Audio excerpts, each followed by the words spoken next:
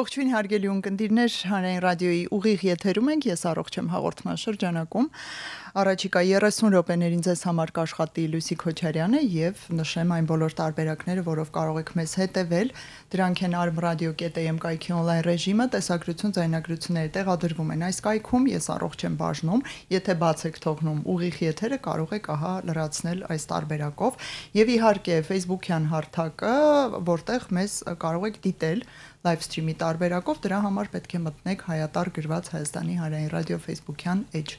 Մեկնաբանությունները բաց են, կարող եք այնտեղ հարցեր, դիտարկումներ թողնել, մենք հետևում ենք այդ ամենին եւ կփորձենք նաեւ անդրադառնալ ձեր թողած հարցերին։ Իսկ ես ներկայացնեմ, թե ում հետ ենք զրուցելու, երկու հյուր ունենք, Ֆանարջյանի անվան ուռուցքաբանության ազգային կենտրոնի կանանց առողջության կլինիկայի ուռուցքաբան, վիրաբույժ Մետաքսիա Մկրտչյան, ողջույն։ Ողջույն։ Եվ նրա բուժարուն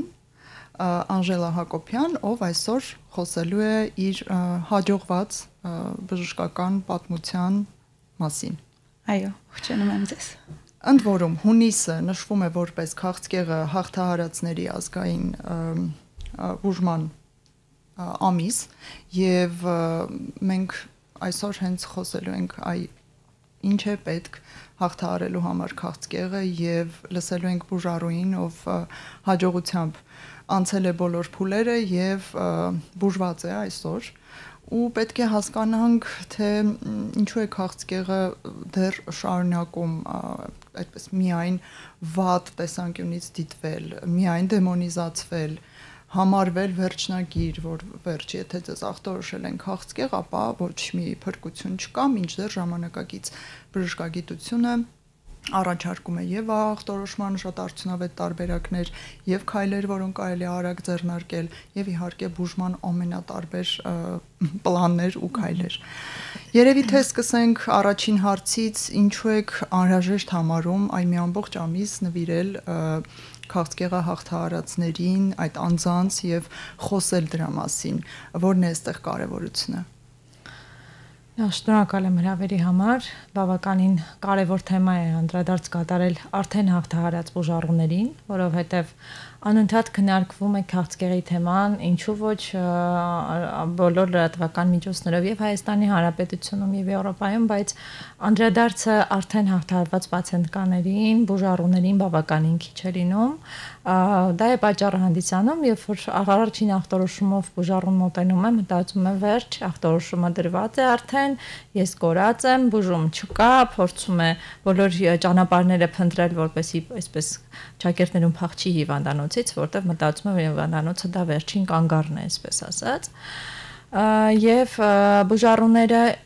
հաղթահարած բուժառուները ինչքան շատ բարձրաձայն են թեման, որ բուժելի է քաղցկեղ, դա դատավճիռ չէ, բուժելի է, նամանավանդ կան օրգան համակարգեր, որոնք որ բավականին լավ են ենթարկվում բուժմանը, ապահովում են մինչև 95-ից 98% հավանականությամբ բուժելիություն, հա, օրինակ ինքս իմ ոլորտին անդրադարձ կատարեմ, կրծքագեղձի քաղցկեղի բուժելիությունը վաղ փուլերում հայտնաբերման պարագայում բավականին բարձր տոկոսներ կարող ենք ապահովել բուժելիություն ու տվյալ կինը, աղջիկը նորից վերադարձ կատարի իր նախկին առօրյա կյանքին։ Եվ այս մասին պետք է խոսել որքան հնարավոր է շատ։ Պետք է որքան հնարավոր է շատ կարևոր է գրագետ չդիմել on-line հարթակներին, հա, գիտեք հիմա տարածված ChatGPT-ները, առաջ Google-ներ, search-երը, այո, բավականին շատ են, ու դրանք ասեմ, որ գրագետ լինելու դեպքում, այսինքն կողմնորոշումը ճիշտ լինելու դեպքում ինֆորմացվես կծանոթանաց, բայց չես հիմնվի մնացածի վրա ու բնականաբար կդիմես արդեն մասնագետներին ճիշտ բժշկական հաստատությունում։ Բժիշկ ձեր պրակտիկայում լինում են դեպքեր, երբ այդուք բախվում եք այդ խնդրին, բուժառուն գալիս է, ինքն արդեն ինչ որ բաներ կարդացած, ինքն ինչ որ ախտորոշում մոտավոր ձեռքին եւ նույնիսկ փորձում է միգուցե ուղղորդել, թե ինչ պետք է արվի։ Գիտեք, շատ հեշտ է բժշկի համար, ես ինքս մեր կլինիկայի անունից եմ խոսում, որ շատ հեշտ է մեզ, որ հիվանդը կարդացած ու տեղեկացված է մոտենում ու իր հարցերը ավելի կենտրոնացված հարցեր են լինում բուժման վերաբերյալ ու ինչու ոչ ինքը նաև օգնում է քեզ ընթացիկ, որպեսզի միասին այդ ճանապարհը անցնեք, երկու ձեռքի բռնած, ոչ թե երբ որ միայն դու ես լինում ու փորձում ես այդ բացատրելու վրա ավելի շատ ժամանակ է գնում, քան բուժման process-ը արդեն տուժում է։ Բայց երբ որ հիվանդը հաստատակամ արդեն բուժման սխեման ձեռքին ասում է, որ օրինակ ChatGPT-ն ասեց, որ ինձ քիմիա պետք չի, այդտեղ արդեն ամեն ինչ խառնվում է, որովհետև չմոռանանք, որ on-line հարթակը, հա, ռոբոտը ինքը հարցը ուղիղ է ընկալում, այսինքն բացառությունները չգիտի, հա, օրինակ այսօր մեդիայում հանդիպեցի, երբ որ հարցրել էին ու տեղադրել էին բժիշկների հարթակում, որ մեջքի ցավ ունի, հարցնում է on-line հարթակին, որ մեջքս ցավում է, ասում է դա ինֆարկտ է միանգամից, բայց երբ որ բժշկին է հարցնում, ասում է դա կարող է մկանային լինել, նյարդային, սրտային, այսինքն տարբերակները երբեք on-line հարթակը չի քննարկում ու դրանից կարող է արդեն բուժման սխալ տակտիկան գնալ։ Ես շատ անգամ հորդորում եմ իմ պացիենտներին ու մենք կլինիկայում տրամադրում ենք մեր հիվանդներին գրքեր տեղեկացվածության, այսինքն գրքեր, որոնք ամերիկյան ասոցիացիայի ASCO-ի կողմից կլինիկական ուղեցույցների հիման վրա կազմակերպված գրքեր են, տպագրված գրքեր են, որոնք տրամադրում ենք հիվանդներին ու ասում ենք, որ on-line հարթակ գնալու փոխարեն սկզբից կարդա սա, հա, այսպես ասած տարական դասարանի հիմքը սա է, մնացածը արդեն դու ինքդ կհասկանաս ինչը կարդալ եւ ինչը չէ։ Այսինքն on-line հարթակի խոտանը բուժարուն ինքը կարող է արանքից անել, այսպես ասած։ Շնորհակալություն, անդրադառնանք Անժելային, շատ կուզեինք լսել, թե ինչպես եք դուք կասկածել, որ մի բանային չէ, մինչև բժշկին եւ կլինիկա հասնելու ձեր պատմությունը կարող եք ներկայացնել։ Այո, իհարկե, ցավ եմ զգացել, իմը կրծքագեծի քաղցկեղը։ Բարձրաձայն եմ, որպեսզի կանայք լսեն եւ իմանան, նախ ասեմ, որ քաղցկեղը դա դատավճիռ չէ, այն բուժելի է եւ ես վառ օրինակ եմ։ Այսօր այստեղ ցավ եմ զգացել կրծքում, բայց անհապաղ չեմ դիմել բժշկի։ Եվս 2 ամիս մտորել եմ, որ միգուցե այսպես, այնպես չեմ գիտակցել։ Եվ հետո դիմել եմ բժշկի սոնոգրաֆիկ հետազոտություն, մամոգրաֆիա եւ արդեն հայտնվել եմ բժշկուհուս կաբինետում, ինչի համար շատ ուրախ եմ, որ իր մոտ եմ հենց բուժվել։ Անժելա, ինչպես եք որոշել օրինակ դիմել հենց Վանարջյանի կենտրոն, որովհետև մենք գիտենք անուններ չենք հնչեցնում իհարկե, բայց տարբեր մեծ հիվանդանոցներում կան ուռուցքաբանության բաժիններ, այստեղ նաև հետաքրքիր է ինչպես է կողմնորոշվել, որ այս սկսում եմ այստեղից, գնում եմ այս կլինիկա եւ չեմ փոխում տեղը։ Գիտակցաբար եմ մոտեցել խնդրին եւ երբ որ արդեն դիագնոզը եկավ, որ չարվորակ ուռուցք է, իմաստ չուներ գնալ ուրիշ հիվանդանոց, անհապաղ դիմել եմ Վանարջյան ազգային ուռուցքաբանական կենտրոնը, մտածելով, որ ես այնտեղ բուժվելու եմ եւ չեմ սխալվել։ Դուք ինչ որ այլ մարդկանց օրինակ արձագանքներ, ֆիդբեքեր, ինչպես ասում են, ունեիք արդեն օրինակ բժշկուհու, թիմի կամ կլինիկայի վերաբերյալ, թե ուղղակի դա մեր ազգային ուռուցքաբանության կենտրոնն է եւ վստահելի է ուրեմն։ Այո, շատ ունե եւ դրականը եւ բացասականը, շատեր ասում էին՝ մի գնա, մի դիմի այդտեղ։ Նույնիսկ այդպես, այո։ Ինչպիսի մոլորություն։ Բայց ես բախտավոր աստղիտակ եմ ծնվել եւ առանց երբևէ ճանաչելու բժշկուհուս հայտնվել եմ այնտեղ իր ձեռքերում։ Մի այսպիսի հարց, որը ավելի հոգեհուզական է, հոգեբանական է, ինչ եք զգացել, երբ ձեր ձեռքին կար չարորակ ուռուցքի եզրակացությունը մասնագիտական, օրինակ, միգուցե չեք հավատացել կամ հավատացել եք եւ այդ հուսահատությունն եք զգացել, հիշում եք դուք ինչ եք մտածել։ Չեմ կարող մոռանալ, հիշում եմ շատ པարզ։ Ես ինձ կորցրել էի։ Ես հավատում էի դիագնոզին, բայց հարազատներս ոչ։ Ասում էին, որ ինձ հետ չի կարող նման բան տեղի ունենալ, չարվորակ ուռուցք դա իմ մասին չէ, բայց ասեմ, առաջին ամիսը ինձ կորցրած էի, բայց հետո արդեն որ բժշկուս հետ ծանոթացա, ինքը ինձ մեծ վստահություններ շնչեց ու ամենը կատարվեց ընդամենը 1 շաբաթում, հետազոտություն, բիոպսիա, կատե եւ վիրահատությունս։ Ես լիովին վստահեցի իմ բժշկուն եւ արդյունքը բավականին տեսնում եք։ Այո, ուրախալի արդյունքը։ Մի փոքր խորամուխ լինենք,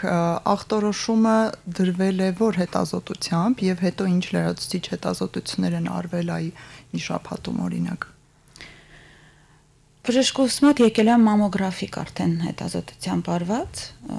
որից հետո բժշկուիս բիոպսիա է կատարել եւ կատե։ Մամոգրաֆիայով հաստատվում է ախտորոշումը, թե կարծեմ նույնպես չէ արեցինք մեր հետազոտություն, եթե չեմ սխալվում։ Տարիքային ցուցումները շատ կարևոր են, որովհետև սովորաբար կա նաև ժառանգական միտվածության խնդիրը, այս դեպքում Անժելայի դեպքում չունենք ժառանգական նախատրամադրվածություն կամ ծանրաբեռնվածություն, խոսքս կոնկրետ ուռուցքային պաթոլոգիայի մասին է ու 30 մինչև 35 տարեկաններին ցուցված է կրծքագեղձի սոնոգրաֆիա, բայց եթե մինչև 35 տարեկան կանոջ կամ աղջկա մոտ ժառանգական նախատրամադրվածություն կամ ծանրաբեռնվածություն ունենք, նա մինչև 35 տարեկանը գոնե 1 մամոգրաֆիկ նկար պետք է ունենա։ Արդեն 35-ից 43-ների շրջան, 43-ից սկսվում է մամոգրաֆիկ, ինչ եմ ասում 40-43, որովհետև մոտեցումները տարբեր են ըստ տարբեր դպրոցների, հա, ամերիկյան դպրոց, եվրոպական դպրոց, մենք հիմնականում ամերիկյան ուղեցույցներով ենք առաջնորդվում, ու 41-2-ից սկսում ենք արդեն մամոգրաֆիկ ցուցումները դնել, բայց այստեղ մի բայց կա, երիտասարդների մոտ բավականին քիչ ինֆորմատիվ է մամոգրաֆիկ հետազոտությունը, քանի որ խիտ գեղձային կառուցվածքը մամոգրաֆիկ հետազոտություն բավականին դժվար է տեսնում, նույնիսկ կոնտրաստի առկայության դեպքում, ու տվյալ պարագայում արդեն ուղղորդում են կրծքագեղձերի MRT հետազոտության կոնտրաստավորումը, որը ավելի հստակեցնում է եւ ուռուցքի տեղը եւ արդեն հարակից դաշտերի առկայությունը, որտեղ կարող է մամոգրաֆիկ նկարը տեսնել հստակ ուռուցք, բայց կողքը օրինակ լինեն կալցիֆիկատներ, փոքրիկ խմբեր, որոնք որ տեսանելի չեն մամոգրաֆիայով։ Դրան հաջորդում է բիոպսիան 2 փուլ հետազոտությամբ արդեն համալիր կատե եւ այլն մնացած հետազոտությունները ու պատրաստվում ենք կամ վիրահատական բուժման, արդեն թումոր բորդի, հա, ուռուցքաբանական համաժողովի արդյունքում, որին մասնակից են լինում բազմապրոֆիլ մասնագետներ, որոշում է կայացվում, թե ինչ բուժում է անհրաժեշտ հիվանդին ու որն է ավելի խելամիտ սկզբում։ Անժելայի պարագայում սկսել ենք վիրահատությունից, ու արդեն պլանավորվել է հետագա բուժումները։ Մի այսպիսի հարց նաև ինչ մտքեր եք ունեցել, երբ ձեզ վիրահատություն է առաջարկվել ու մինչ դա էլ բիոպսիա է առաջարկվել, սա ինչի եմ հարցնում, որովհետև դեռ մեր հանրության շրջանակներում այդ չկպնել, վայ դե բիոպսիան նկարում երևում է մի արեք կամ վիրահատությունը ավելորդ գազազեցնելու է ուռուցքը, այսպիսի բաներ կան։ Ձեզ կողքից նման բան ասողներ եղել են։ Մենք հետո էլ ասում են, կա չեք տեսնելու, որ հանեք, ասում եմ, հասկացա, բայց չիմանանք ինչ ենք տեսնելու։ Դա շատ կարևոր է, որ իմանանք ուր ենք գնում, վիրահատության ժամանակ ինչ ենք վիրահատելու ամեն դեպքում։ Այդ մութ պատմությունը դա նախկինում էլ ընդունելի տարբերակ չէր, հա, դա 20-30 տարի առաջ, երբ որ բիոպսիաները այդքան ընդունված չէին, բայց ելի կային մասնագետներ, ովքեր առաջինը դա էին առաջարկում։ Ես շատ գիտակից եմ մոտեցել այդ հարցին եւ փուլ առ փուլ անցել եմ, չեմ մտածել, այո, բիոպսիան պարտադիր է։ Չեք տատանվել ոչ մի րոպե։ Ոչ։ Ես ինքս բժշկուհի չեմ մասնագիտությամբ, բայց իմ բժշկու բոլոր ցուցումները փուլ առ փուլ կատարել եմ։ Օրինակելի բուժարու եւ ես ուզում եմ հիմա հորդորել բոլորին լինել նման օրինակ բուժարու եւ չլսել կողքից շրջապատից ամենատարբեր մոլորությունների բերող խորհուրդների։ Ես համոզված եմ միգուցե ձեր շուրջել են եղել, բայց վերջին խոսքը պետք է լինի բուժարուինը եւ նրա պատասխանատվության տակ։ Այո, եղել են, բայց բժշկուին միջև վիրահատությունը հավատացեք շատ երկար է զրուցում, շատ։ Դուք հոգեբանի գործարարեք եք կատարել։ Այո, ես շեշտը դրված է, այո, նաև հոգեբան են բժիշկները եւ շատ անգամ փուլ առ փուլ բացատրելով ուրիշ ոչինչ պետք չէր, եթե կան դեպքեր, երբ որ ասում եմ, հետո ասում եմ կարող է կոպիտ ստացվեց, բայց ասում եմ որ տեսնում sense կամուկացիոն հիմա այս պահին կրծքագեղձը ձերը չի արդեն իմն է ու ես եմ հիմա որոշում միջև բուժեմ հետո կվերադարձնեմ ձեզ այդպես եմ ասում եմ դա իմն է ու հիմա պետքա փորձենք հասկանալ ոնց ենք լուծումը տալու ժամանակ չունենք մտորելու մտածելու բայց իհարկե ցանկացած բան երբ որ ես բացատրում եմ ասում եմ մտածիր հետևանքը ինչ է սպասվելու քեզ ու գնում ենք առաջ իրար հետ զուգահեռաբար առանց ինձնից Միքայել հետ մնալու որտեղ երբ որ դու Միքայել հետ գնաս ես Միքայել առաջ եմ գնալու տենց էֆեկտիվ չի լինի այդպես բուժումը այո պետք է հավատալ եւ վստահել բժիշկ մի այսպիսի հարց նախ որ փուլում է հստակ ախտորոշումը դրվել կրծքագեղձի քաղցկեղի տվյալ դեպքում նկատի ունեմ տվյալ դեպքում դրվել է երկրորդ փուլում գոյացության չափը հաշվի առնելով արդեն հետագա հետվիրատական հյուսվածաբանական հետազոտությամբ արդեն հետագա փուլավորումը տրվել է իսկ ինչ մնում է վիրահատելիության սահմանները տվյալ պարագայում բավականին արդեն թույլատրելի վիճակում էին գտնվում որպեսզի գնանք վիրահատելի բայց լինում են դեպքեր երբ որ գոյացության չափն այնքան մեծ է որը վիրահատելիության սահմանը անցնում է, այսինքն եթե պետք է վիրահատել, միանշանակ կվիրահատվի բուժառուն ու կբուժվի մաքուր սահմաններում, այսպես ասած, ամբողջ վիրահատական բուժումը կհաջողվի, բայց արդեն հետագայում թե ինչ ընթացք կունենանք մեծ ուռուցքների դեպքում դա այդքան ցանկալի process չի։ Այս բարակայում վիրահատվել ենք, էսթետիկ կողմին նույնպես ուշադրություն ենք դարձրել եւ արդեն որը Գուցե ես կինեմ ինձ համար դա առաջնահերթ է, բայց կարծում յուրաքանչյուր բժշկի համար ուռուցքաբան վիրաբույժի համար զուգահեռաբար պետք է լինի նաև էսթետիկ կողմը։ Տվեսի մոժառուներին ասում եմ, որ 1 տարի հետո ամեն ինչ հետևում է լինելու, դու բուժվելու ես, բայց երբ որ դու կանգնես հայելու առաջ, դու հասկանալու ես, որ այսօր ունես ինչ-որ պատմություն, հիշողություն ու դա արտացոլվելու է քո մարմնի վրա։ Դրա համար առաջինը մենք զուգահեռաբար ենք անցկացնում, որպեսզի հետագայում էլ չհիշենք հիվանդության մասին ու մոռանանք թե ինչի միջով ենք անցել ընդհանրապես։ Փաստորեն մեծությունը թույլ էր տալիս հստակ վիրահատությունը կատարել։ Տեսակը, ենթատեսակը, չափը ու պոլիօրգան կատա հետազոտությամբ մնացած բոլոր անալիզները թույլ տվեցին մենք սկսենք վիրահատական բուժումից։ Մխրճվածություն, այլ հյուսվածքներ, եզրակացեր, ենթատեսակներ, գենետիկական նախատրամադրվածություն ունենք, չունենք եւ այլն, ըստ դրա արդեն բոլոր համադրված տվյալները արդեն համաժողովի եզրակացությունը ունեցանք, երբ որ կարելի է թույլատրելի է, որովհետեւ ես կարծում եմ, որ բուժառուի կյանքի միանձնյա որոշումը դա այդքան էլ ճիշտ որոշում չի, ինչքան էլ որ բժիշկը գիտակցում է ու գիտի, որ դա ճիշտն է, ճիշտ կլինի խորհրդակցել նաեւ մնացած գոլեգաների հետ, դա առողջ մտածելակերպ է, ու դա չի նշանակում, որ եթե խորհրդակցեցինք գոլեգաների հետ, ուրեմն մենք վատ բժիշկ ենք։ Դա նշանակում է, որ մենք հաշվի ենք նստում մնացածի հետ ու բնականաբար դա առողջ բուժում է ենթադրում։ Անժելա, ձեզ տարօրինակ այսպես ասած չթվաց, որ դուք դիմել եք մի բժշկի, բայց ձեր որոշումները կայացնում են մի քանի հոգի եւ այս թյուրիմացությունները, թյուրըմբռնումները չծագեցին ձեզ մոտ։ Հետաքրքիր է։ Իհարկե ոչ, որովհետեւ նույն հենց քիմիոթերապիան էլ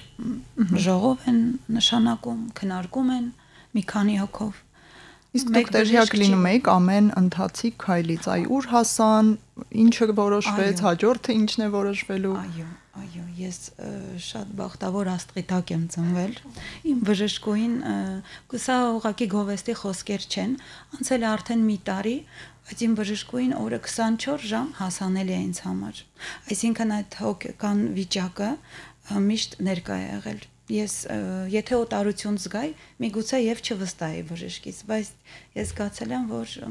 ամեն ինչ պարզ է, թափանցիկ եւ իրոք իմ բժիշկը ուզում է, որպեսզի ես բուժվեմ եւ ապրեմ։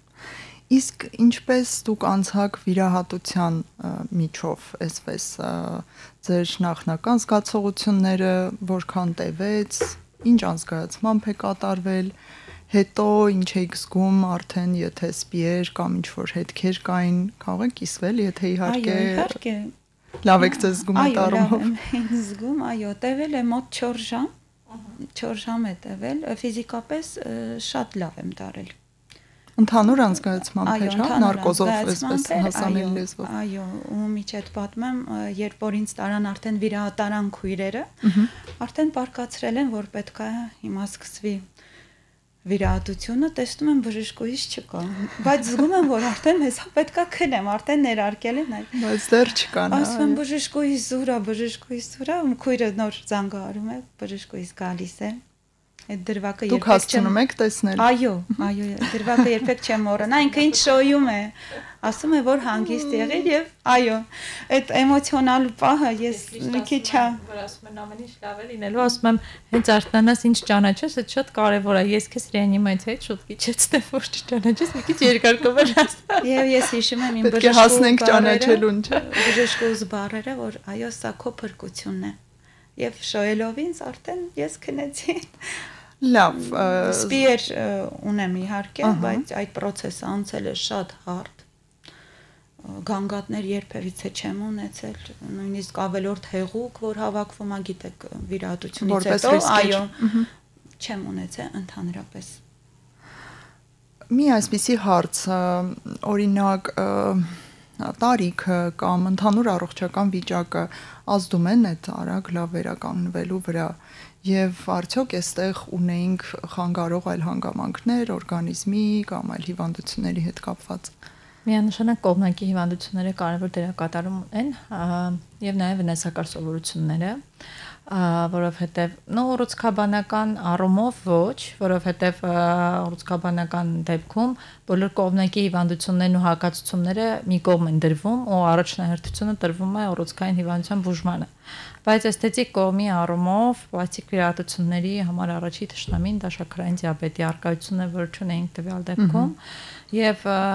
ծխելու տարիների քանակը, գլանակների քանակը, որովհետև ծխող մարդկանց մոտ անոթները շատ ավելի փուխր եւ շատ ավելի վատ են լինում ու սովորաբար վերքերը շատ դժվար են վերականգնվում